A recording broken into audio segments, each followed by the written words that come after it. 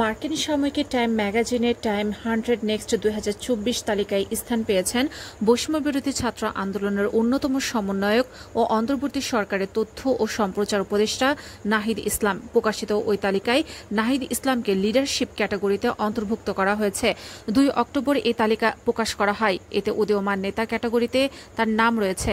নাহিদ ইসলামকে নিয়ে সাময়িকীটিতে বলা হয়, বিশ্বের সবচেয়ে শক্তিশালী ব্যক্তিদের মধ্যে একজনকে ক্ষমতাচ্যুত করতে সাহায্য করার জন্য 26 বছরের বেশি সময় পার করতে হয়নি নাহিদ ইসলামকে।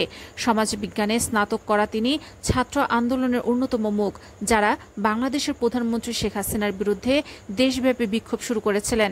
টাইম ম্যাগাজিন জানায়, অনেক প্রতিবাদী নেতার মধ্যে অন্যতম নাহিদ দেশের কুখ্যাত গোয়েন্দা সংস্থার হাতে নির্যাতিত হওয়ার পরে আরও ব্যাপকভাবে পরিচিত হয়ে ওঠেন।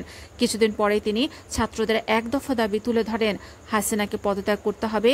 কয়েক সপ্তাহের বিক্ষোভের পর 5 আগস্ট শেখ হাসিনা দেশ ছেড়ে পালিয়ে যান। নাহিদ ইসলাম টাইম ম্যাগাজিনকে বলেন, আমাদের নতুন প্রজন্মের পালস বুঝতে হবে, রাজনৈতিক দলগুলোর হানাহানি বন্ধ করতে হবে এবং আমাদের সামনে এগিয়ে যেতে হবে।